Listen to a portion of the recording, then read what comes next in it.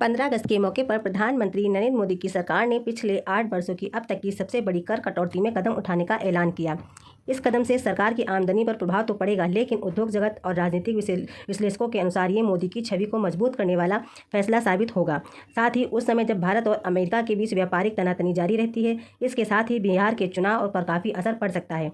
आपको बता दें कि सरकार ने वस्तु एवं सेवा कर में व्यापक बदलाव करते हुए कई रोज़मर्रा और इलेक्ट्रॉनिक वस्तुओं को सस्ता करने के लिए कदम उठाए हैं। नया कर ढांचा अक्टूबर से लागू हो सकता है। इसमें टूथपेस्ट, साबुन, hair oil, mobile phone, computer, सिलाई machine, cycle, furniture, school bag, छाता, पेन, पेंसिल और कई प्रकार के ब्रांडेड सामान। इसके साथ ही साथ दवाइयाँ भी कम दाम में मिल सकेंगी। इससे उपभोक्ता के साथ उद्योग घरानों को भी लाभ मिल सकेगा। हालांकि इस राहत की एक बड़ी कीमत भी है कि जीएसटी कर सरकार का मुख्य स्रोत है। ऐसे में केंद्र सरकार और राज्यों को कई लाख करोड़ का नुकसान भी हो सकता है। IDFC फर्स्ट बैंक का अनुमान है कि इस कटौती से अगले 12 महीनों में भारत की GDP में 0.6% की वृद्धि हो सकती है। इसके साथ विशेषज्ञों का ये मानना है कि जीएसटी का सुधार ये बद्ध निर्णय है, आर्थिक से ज़्यादा राजनीतिक रणनीति है। बिहार में चुनाव विधानसभा नज़दीक है और बेरोजगारी विपक्षों के लिए बड़ा मुद्दा बना हुआ है। ऐसे में कर कटौती जनता को प्रत्यक्ष रूप से लाभ पहुंचाकर बीजेपी पक्ष में माहौल बना सकती है। हम आपको बता दें कि इस बार के आम बजट में 12 लाख तक के रुपए को आयकर मुक्त कर दिया गया था, जिससे बीजेपी को दिल्ली के चुनाव विधानसभा में 1993 के बाद पहली जीत मिली थी। इसके अलावा हाल ही में अमेरिकी राष्ट्रपति डोनाल्ड ट्रंप ने भारत से आने वाले सामान पर 50% टैक्स बढ़ा दिए हैं। इसके जवाब में प्रधानमंत्री नरेंद्र मोदी ने स्वतंत्रता दिवस के मौके पर भाषण में भारतवासियों से मेक इन इंडिया उत्पादों का उपयोग करने के लिए अपील की है। ये घरेलू निर्माण क्षेत्र को बढ़ावा देने और अमेरिकी राष्ट्रपति को जवाब देने की कोशिश मानी जा रही है।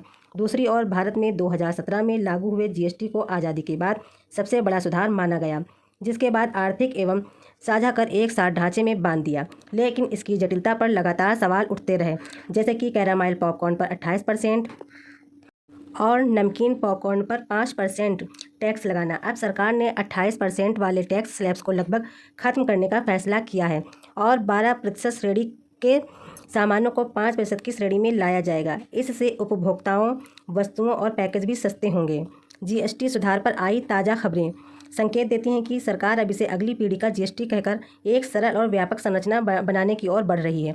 मौजूदा 4 स्लैब्स 5%, 12%, 18% और 28% घटाकर केवल 2 मुख्य दरों से 5%, 18% तक सीमित करने तथा विलासिता और अहितकर वस्तुओं पर 4% विशेष कर लगाने का प्रस्ताव निश्चित ही एक बड़े बदलाव की ओर इशारा कर रहा है।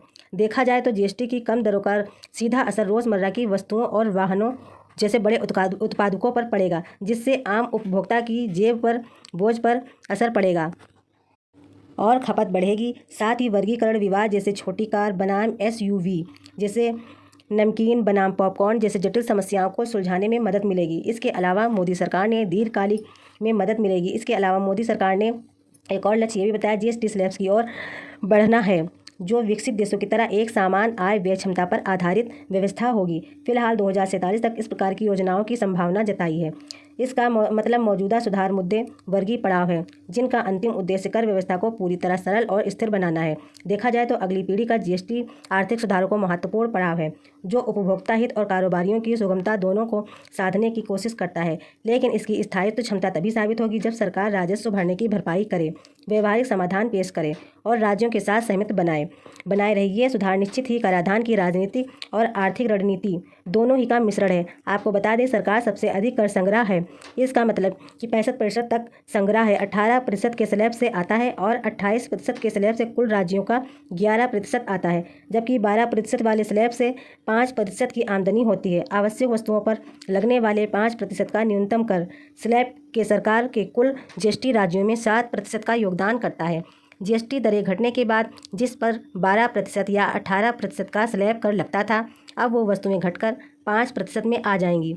जो चीज़ें सस्ती होने जा रही हैं, आइए उनके बारे में बात करते हैं, जैसे टूथपेस्ट, छाते, जल filter, non electronic purifier, pressure cooker, iron, geyser, vacuum cleaner. इसके अलावा विकलांग व्यक्तियों के लिए गाड़ियाँ, रेडीमेड वस्त्र, जूते, चप्पल, दवाइयाँ, डायग्नोस्टिक किट, आयुर्वेदिक और यूनानी दवाइयाँ, कॉपी किताब, नक्शे, ग्लोब, एल्यूमीनियम, स्टील के बर्तन, सार्वजनिक परिवहन, वेल्डिंग मशीन, कृषि उपकरण, tiles, cement, solar water heater Diwali से सस्ती हो जाएंगी। इसके अलावा 8% और 28% वाली वस्तुएं भी सस्ती हो जाएंगी, जैसे बीमा 8% से घटाकर 5% हो जाएगा। इसके साथ रेफ्रिजरेटर, कार, टेलीविज़न और मोटरसाइकिल सीटें, rubber, tyre, mobile, glass, temper, manicure, pedicure kits भी सस्ते होंगे।